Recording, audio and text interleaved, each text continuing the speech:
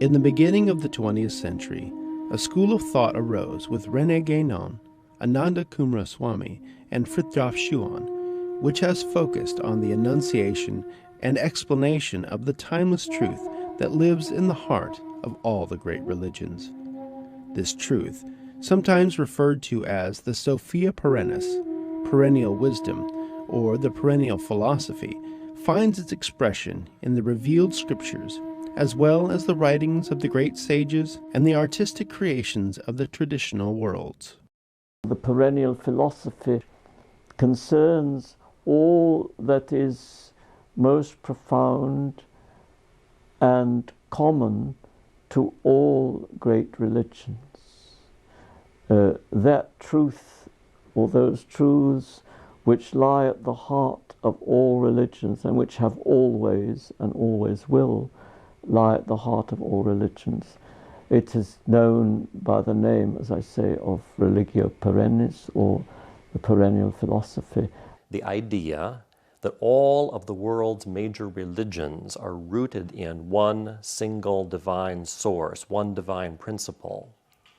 And the idea is that, like a perennial flower which blooms every year, this one source of all wisdom has blossomed forth, as it were, throughout history. And the major religions, Hinduism, Buddhism, Taoism, Judaism, Christianity, Islam, are understood to be like flowerings forth of that wisdom. Perennial, of course, means literally year by year. In other words, something that's always there. So the perennial philosophy is the timeless philosophy, the philosophy that's been available to us from the beginning of time. A body of truths, of principles, which are unaffected by time. They're not contingent, they're not the production of one culture or another culture, they're not ideas that have arisen in a particular historical formation. They're ideas, principles, truths, which are permanent, which have always been with us.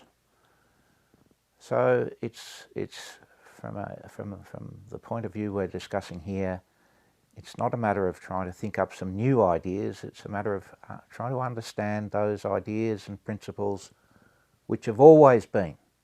One can speak about all the religions having a common inward truth. Indeed, I would say one can speak about all the religions having in common truth, virtue, beauty, and prayer. This is a formulation that Fritjof Schuon has used. Mr. Schuon? Yes. You have written more than 25 books on religion and spirituality. Yes. Your first book was entitled The Transcendent Unity of Religions. Yes. May I ask you how one should understand this unity? This unity? Yes. Because there's only one truth, and this truth is obliged to manifest itself through different forms, because these forms are possibilities, different possibilities. It's like language. We have different languages, different races, different times, Satya Yuga, Dwapara Yuga, Treta Yuga, Kali Yuga. So mentality changes. Aryan is not a Semite, a Mongol is not an Indian, and so on. And the metaphysics then is the truth behind the meanings? Yes, the one truth behind different expressions. The relationship of the perennial philosophy to the historical religions is like the relationship of the unique essence to its different forms. If you think of the yin-yang of the Chinese, or the Shahada of the Muslims, or if you like the beginning of the Gospel of St. John, in the beginning was the Word. The Word was with God, and the Word was made flesh and lived within us. These are all expressions of different traditions that are very fundamental. They are expressions of a fundamental truth upon which many other truths or many aspects of the truth become evident. Everything else proceeds from these very fundamental truths. And this is the similar relationship between the unique essence and its different forms. The forms build upon the unique essence of God that has found its way into the different forms, and yet the way that those different forms manifest themselves are very different, one being in a Chinese milieu and another being in a Muslim Near Eastern milieu and so on. So what matters really when you get down to the bottom of it is who God is, who man is, and what the relationship between the two is. Religion is there to bind man back to God, and in fact that's what the origin of the word religion means, to bind. So throughout time, God of course is the same, and if we accept that man is made in the image of God, the essence of these teachings is the same. It never changes as long as we know what God is, what man is, and their relationship. The Philosophia Perennis embodies those universal truths to which no one people or age can make exclusive claim. There is only one mythology, one iconography, and one truth, that of an uncreated wisdom that has been handed down from time immemorial. Ananda Coomaraswamy.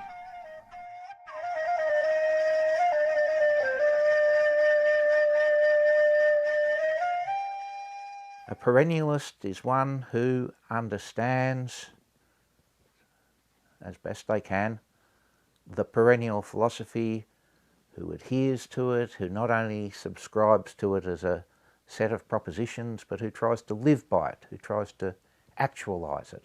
Traditionalist, I think I used to use this term a lot myself, and in fact my first book was entitled Traditionalism. It's a term I feel less comfortable with now because I think it's more limited than perennialist.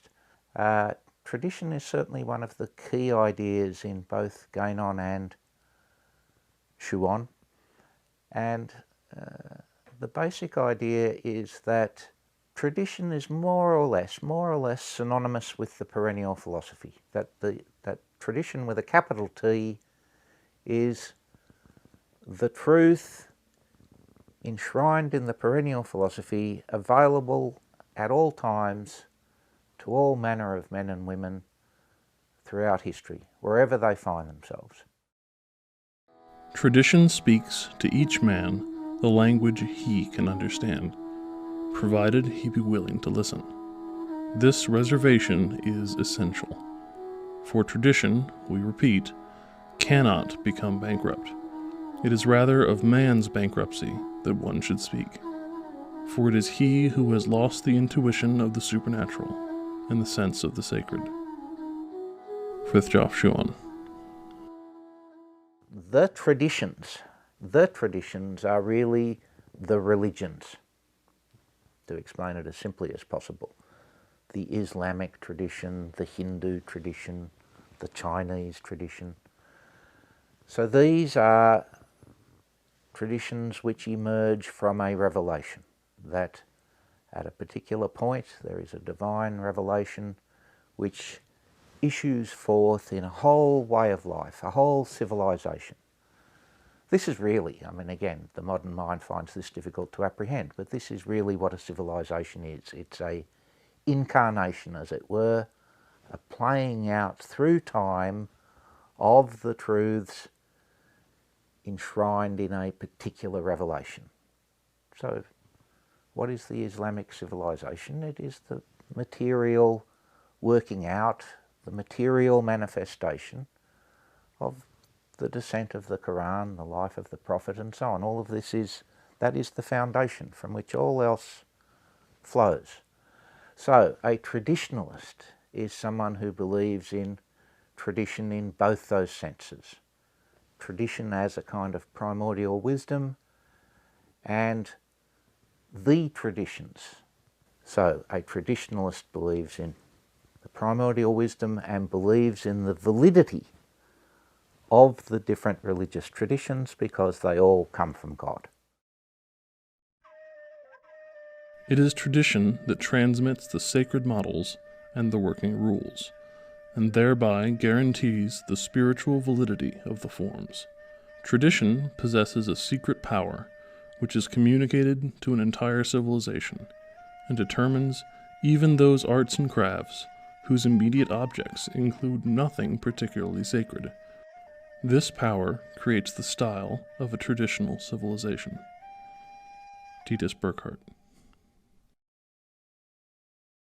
I've come to the view recently that perennialist is a more satisfactory term, although of course not without its problems also, because in the popular mind the phrase the perennial philosophy is associated of course with Huxley, and with Huxley's book of the 1940s, The Perennial Philosophy, a fine book in many ways, but in other ways rather confused and idiosyncratic. And there are also various quasi-spiritual, quasi-religious movements which lay claim to a perennial philosophy. So sometimes the works of someone like Mr. Schuon or Guénon become confused with, let us say, Aurobindo or Aldous Huxley or people of this sort, and this kind of confusion can lead to a lot of misunderstanding. So even with the term perennialist, it needs to be defined and clarified and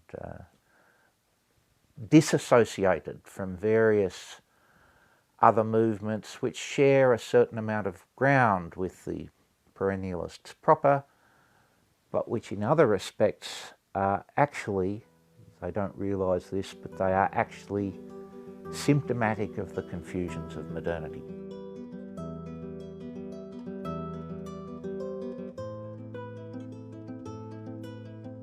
I think that often the name of a school of thought or an intellectual perspective only comes about sometime after that perspective has already been articulated. In the case of the traditionalist school or the perennialist school, as it's variously called today, the founders of that school themselves were not overly interested in titles. One might even say that they weren't interested in the ism, but in the thing itself, in the content of the school. Now, of course, this content relates to perennial truths and to traditional doctrines. So in that sense, the terms perennialism and traditionalism are a convenient shorthand way of referring to this school and two of its central ideas. The perennialist school is a school which was in fact initiated by Rene Guenon as the first writer in time. In the 20s already he wrote The Crisis of the Modern World, and to which later writers such as Fridtjof Schuon, Ananda Coomaraswamy, Martin Lings, and many others joined, in the sense that they all expressed the same views about the time in which we live and about truth in its many facets.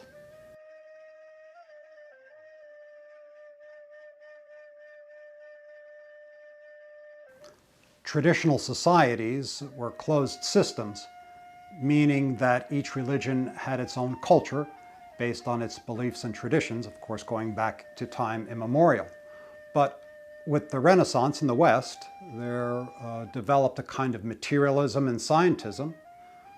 This undermined the religious sensibilities of Westerners and led to a marked secularization of society.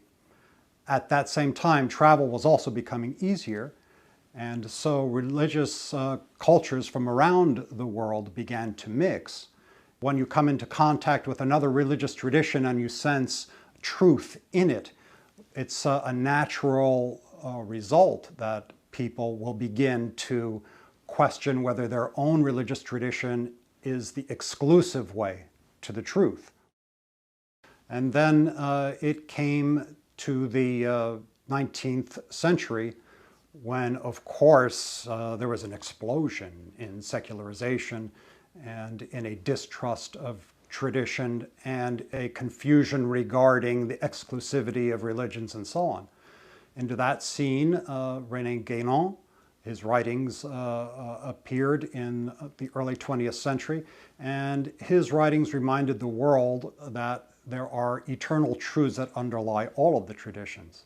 His point was that within each tradition there are the same truths, and these truths are simply expressed in different ways in the different traditions. Thus, one can understand in depth the religion of another simply because their religion is lying upon the same foundation, really, of the same fundamental concepts as your own.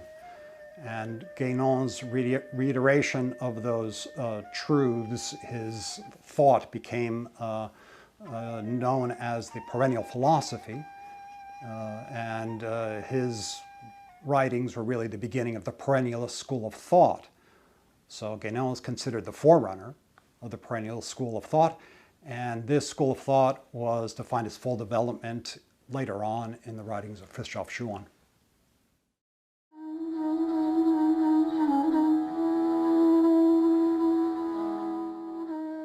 Yes, Rene Guenon was the first to write, first of all, criticizing the modern world, placing it where it belongs, that is to say at the very end of what the Hindus call the Kali Yuga, the fourth age, and then to speak about metaphysics, ultimate reality, and its innumerable modalities and attributes and aspects. So first of all, he cleared the ground, so to say, by saying the modern world is something quite unusual and extraordinary in the life of humanity. And then, having made a tabula rasa, he built up an understanding of what tradition means, what religion means, etc., etc.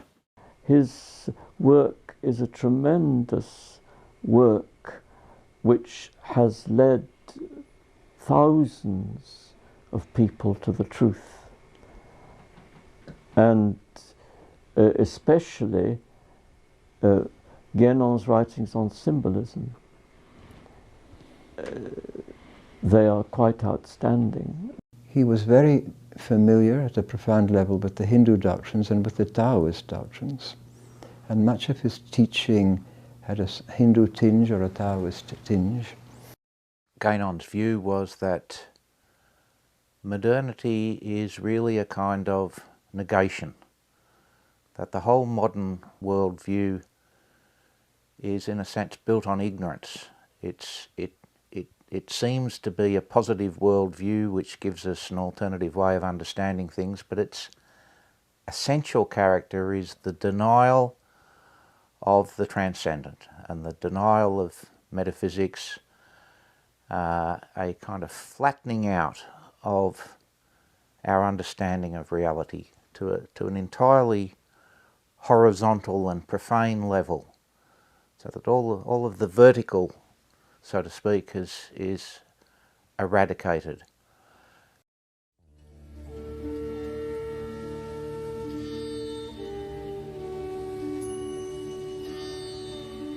Ananda Coomaraswamy, from an early age, he manifested his genius in the realm of scholarship.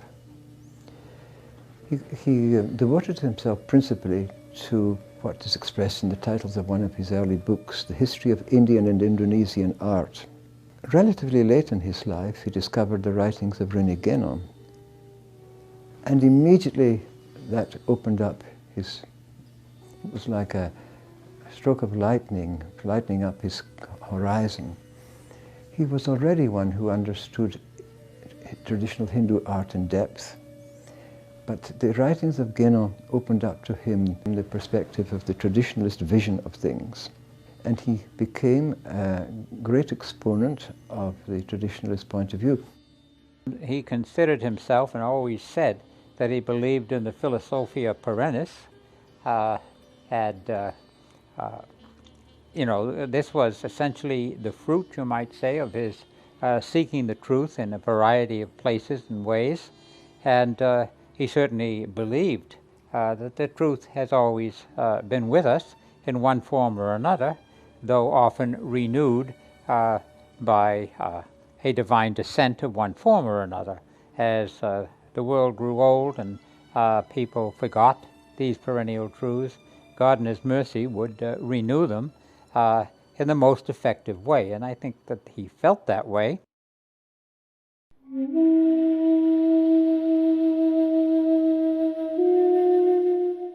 Fridtjof Schuon is the all-embracing author and most preeminent author of the traditional school, in that he has not only written about art and metaphysics and the modern world, but he has also written extensively about what it means to be man, in the sense of man and women, to be a human being. What is our vocation? Why are we on earth? And he described the various paths through which, if we follow our vocation, we return to the divine. There is nothing in Guénon which is not to be found in Schuon. There is much in Schuon which is not to be found in Guénon. If I were to compare him with current philosophers, theologians, my impulse is to say, I can't do that. He's incomparable. I find none of them in his same category in terms of intelligence. Now, if I use intelligence, I'm using that in the classical, traditional sense, in which it refers primarily to priorities and proportionalities. That is to say, seeing what the issue is and speaking to it directly. I know of no one who stands in the same category as Fridtjof Schuon when reckoned by that specific criterion. For Schuon, the great error of modern Western philosophy after the Middle Ages was to divorce ratio from intellectus. That is, the reasoning faculty in the human mind from the intellect, and confusing the two. Not only divorcing it, but reducing the intellect to reason. That is, I think, what is at the heart of his critique of modern philosophy. Schuon spoke about two kinds of knowledge: encyclopedic knowledge and spiritual knowledge. And Schuon was a genius in both spheres. His encyclopedic knowledge was awesome. He knew the details about all the religions, and I cannot exaggerate how he knew the details of Shinto, the details of Islam, the details of Christianity, Eastern Orthodox, Roman Catholic, Protestant. Schuon, of course, was a genius in spiritual knowledge, knowledge of the heart, knowledge of the intellect, as Eckhart called it.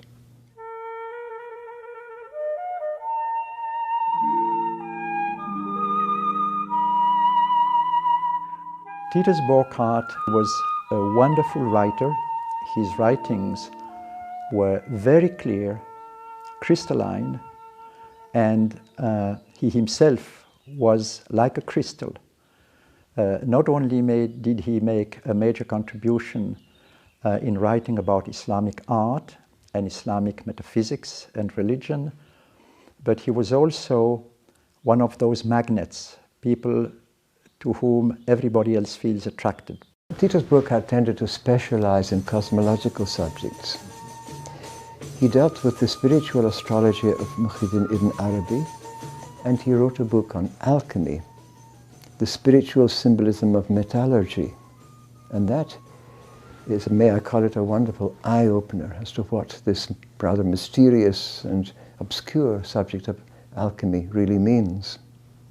The other aspect of Burckhardt's work is his analysis of scientism and its many ramifications in modern life, and in particular the essay Cosmology and Modern Science, where he says what most needs to be said about modern science generally and about some of its particular manifestations, particularly evolutionism and psychologism. Also, when he was a specialist in traditional art, one can regard that as belonging to the domain of cosmology. Sacred art. In two books, his writings on doctrine and sacred art and cosmology are well summed up.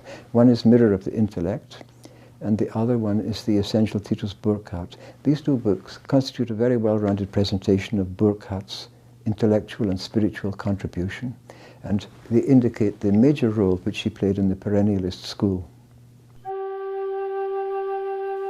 Mention should also certainly be made of Martin Lings, who in some respects is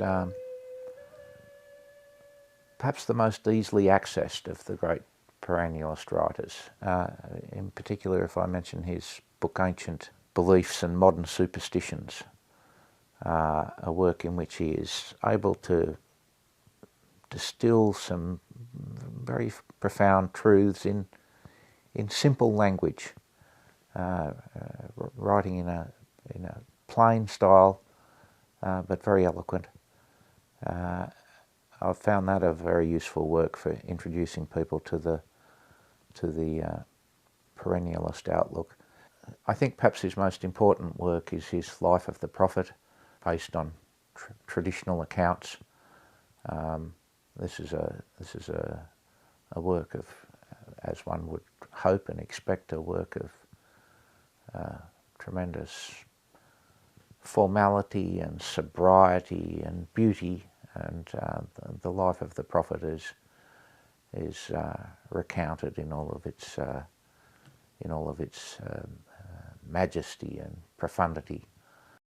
The Ancient Beliefs and Modern Superstitions is, in a nutshell, talks about the paradox of this modern idea of progress, which is a myth, as opposed to traditional worlds who are anchored in realities, eternal realities. Some of his other later works take the form of question and answers, and are very useful for spiritual seekers. But yes, Martin Lings, certainly a major figure in the perennialist movement. Marco Pallas was born in 1895, and he became one of the earliest Western practitioners of Tibetan Buddhism. He traveled to Tibet on several occasions, and nearby countries as well, and studied there with lamas in the tradition. He was also deeply influenced by the writings of the traditionalists Rene Guenon, Ananda Coomaraswamy, and Fridtjof Schuon, each of whom he in fact knew personally and interacted with. As a committed Buddhist and as a traditionalist as well, he wrote naturally on Buddhism, especially in its Tibetan branches, but also on the nature of tradition in general. He was particularly interested in what he termed the Buddhist-Christian dialogue, recognizing that while on one level there are certain irreconcilable differences between the traditions, on another and higher level these two traditions join hands, so to speak, in a transcendent unity. At the time of Pallas's early writings, the Tibetan tradition was very little known in the West, and those who knew anything of it tended to have a rather prejudiced view of it as some sort of, superstitious hocus pocus and, mumbo jumbo. Marco Pallas in Peaks and Lamas, and later in The Way and the Mountain, which I actually think is a much more important book than Peaks and Lamas, although much less popular. Marco Pallas was able to give us an account of the Tibetan tradition in the context of the perennialist outlook. So his works also, I think, have a very special place in the perennialist school. Lord Northbourne was one of the English members of the perennialist school. He came to this perspective actually through his writings and interest in agriculture. He was credited with coining the term organic farming. And for Lord Northbourne, organic farming didn't just mean not using pesticides. It meant the proper relationship between man and his creator, between the whole cosmos as a whole, should be maintained. His very first book, Look to the Land, was discovered by Marco Pallis, and it was Marco Pallis who introduced him to the perspective, and he went on to write two beautiful and very simple books that introduce the perspective to a wider audience. Another Englishman, more or less contemporary with Martin Lings, his work, Religion in the Modern World, is a marvellous introduction to traditionalist thought. Again, written in a fairly simple style and not requiring any technical expertise in metaphysics or philosophy or anything of that sort. So a work that any intelligent reader can read easily. In the years from the 1920s to the 1960s, the works of Guenon, Coomaraswamy, and Schuon kindled writers in such diverse fields as Christianity, the American Indian religion, and comparative religion studies to write about the unifying and perennial themes of the world's great religions. Whitehall Perry met Guenon in Egypt and later moved to Switzerland to live near Fridtjof Schuon. Perry wrote scathing critiques of the modern Catholic Church and Gurdjieff, but he is best known for his monumental compilation titled A Treasury of Traditional Wisdom. Joseph Brown read the works of Fridtjof Schuon and soon attached himself to him, serving as Schuon's intermediary with the American Indian spiritual leaders during the 1940s and 50s, which led to Brown's book, The Sacred Pipe, Black Elk's account of the 7 rites of the Oglala Sioux. Philip Sherrard was an English author and scholar educated at Cambridge who entered the Orthodox Church while writing his doctoral thesis in Greece. In his writings, Sherrard described an oncoming environmental catastrophe which he believed was the result of mankind's neglect of spiritual ideals and practices from a perennialist perspective. Syed Hussein Nasr's first introduction to the writings of the 3 leading perennialists, Guenon, Coomaraswamy, and Schuon, came during a seminar on Oriental philosophy in his junior year at MIT in the early 1950s. Nasr was deeply influenced by Schuon's metaphysical and philosophical writings, and when he eventually met Fridtjof Schuon in the 1960s, he recognized Schuon's spiritual authority and depth. Over the ensuing decades, Nasr has made a unique contribution to bringing the perennialist perspective into the academic study of religion. Syed Hussein Nasr, of course, is the one who has done perhaps most for the propagation of the perennialist outlook through his tireless participation in debates, in broadcasts, in conferences, through his relentless traveling around the world. He has worked tremendously for perennialism and tradition. Syed Hussein Nasr is a rather unique case of a perennialist or traditionalist who is at the same time an academic. He's a well-known professor in Washington, D.C., and he has published extensively not only on tradition and on religion, with emphasis of Islam, because after all he's professor of Islamic studies in America, but also on the environment. His writings on the environment are extremely important because he has described what nature really should mean to man as a symbol of higher realities, as being essentially sacred when modern man regards nature as a thing, just a thing without meaning, to be exploited and to be used according to his whims and fancies. All environmentalists ought to read his book Man and Nature, because it's so important, giving the complete and comprehensive dimension, and not only that of the scientists.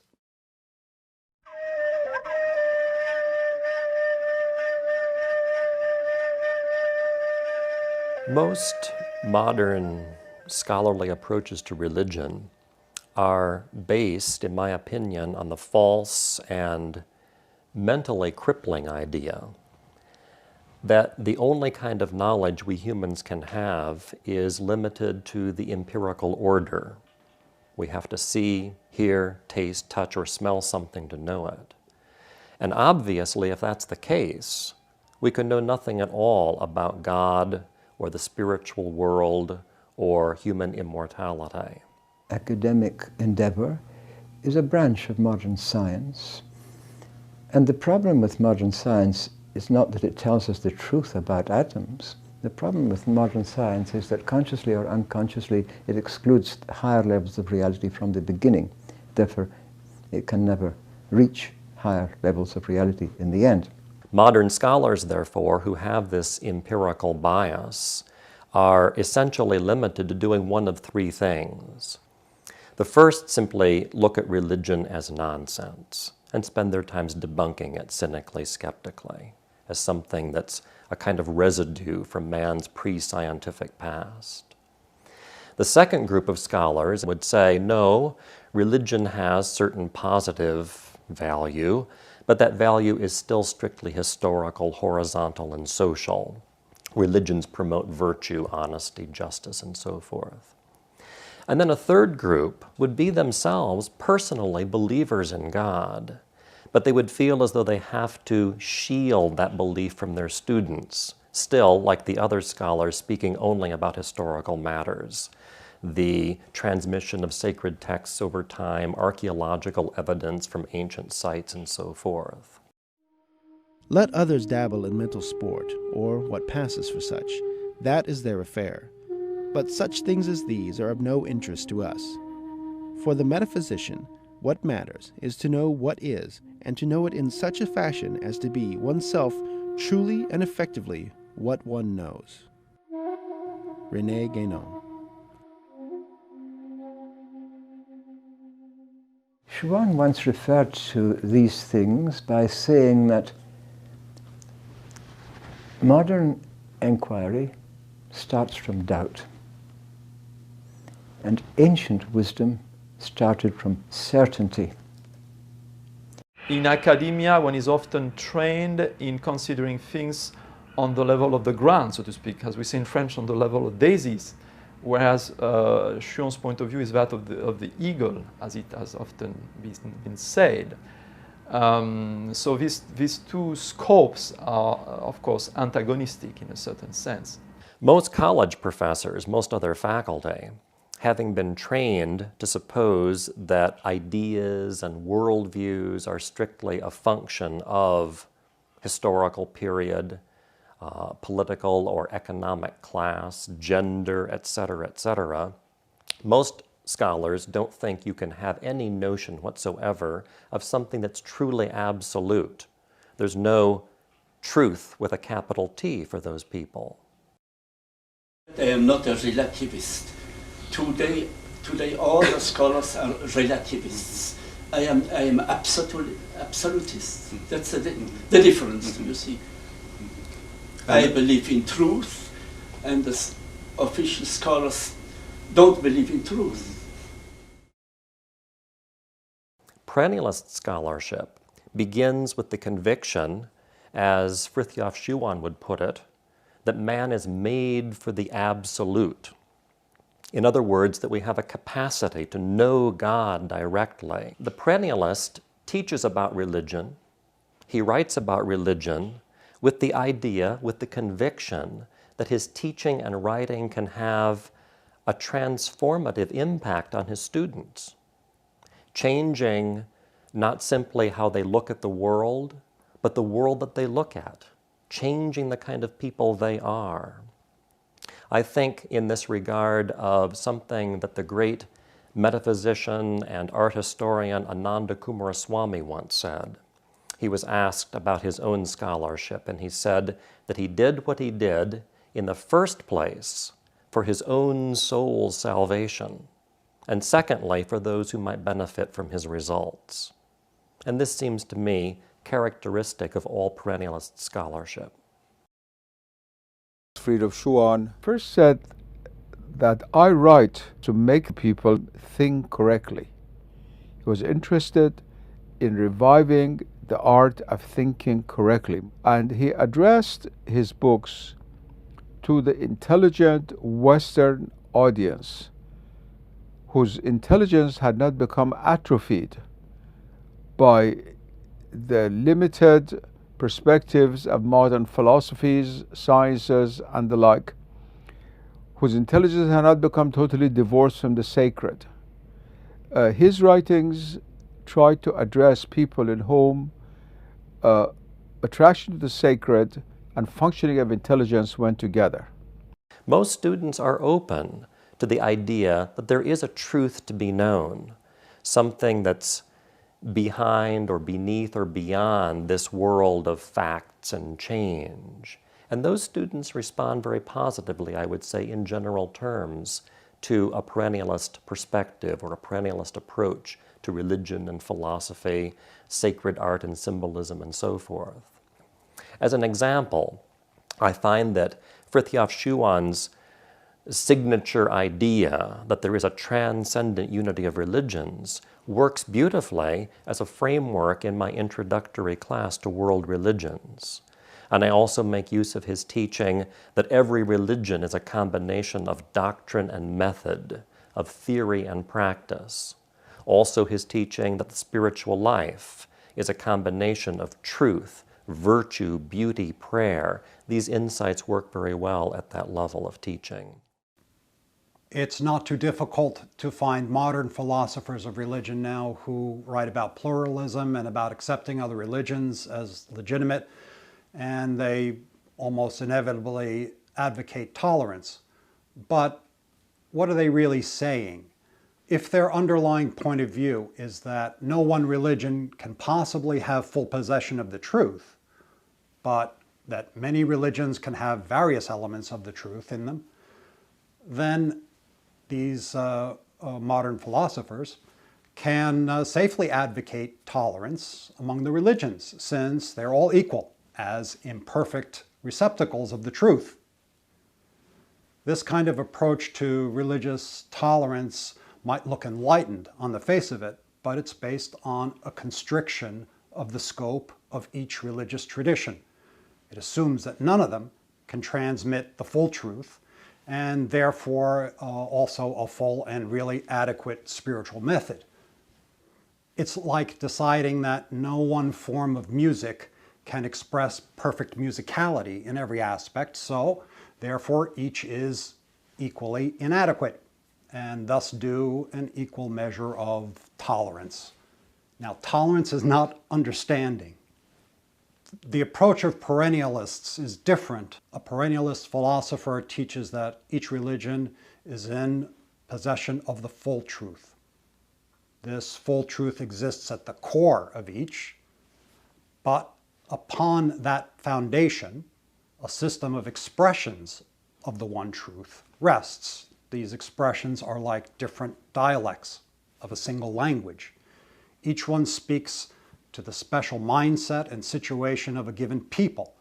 So if you get to the underlying essence of your own religious tradition, you can more fully understand others, whether they are Muslims or Christians or Hindus or whatever, because their traditions proceed from the same underlying truth as your own. That's the only real way to have a valid interfaith dialogue. A primary objective of perennialist thought is to demonstrate what the underlying truth is within the different forms of spirituality, and to examine how and why it's expressed in a manner that's specific to that one segment of humanity. Now, all of this explains why Fritjof Schuon doesn't like the idea of ecumenism, but instead he speaks of esoteric ecumenism. That's to say that the esoteric dimensions of a religion, which are necessarily at the root of the religion, which proceeds from a single truth. The esoteric ecumenism then implies that the way for religions to cross a bridge to others is through the esoteric dimension, through understanding at depth the essence that comes from God, which each one shares with others. I think that there's a fair and fairly widely distributed interest today in ideas relating to the perennial philosophy. There's a desire to not only accept the validity of other religions, but to know how to also practice one of them. And it's very easy to say that everything is valid. It's a little bit harder to say that everything is valid and I'm going to do one particular thing. The approach of perennialism and traditionalism allows that, and I think that that's something that younger people, myself and even younger, who are looking around at the various New Age phenomenon on the one hand, and then on the kind of a fundamentalist or exclusivist phenomenon on the other hand, they're looking for some kind of middle path, in a sense, that avoids those two extremes of kind of total acceptance of everything, but with a kind of with lack of content or a lack of firmness and direction, and on the other hand, a being closed off to any other truths and to being totally exclusivist.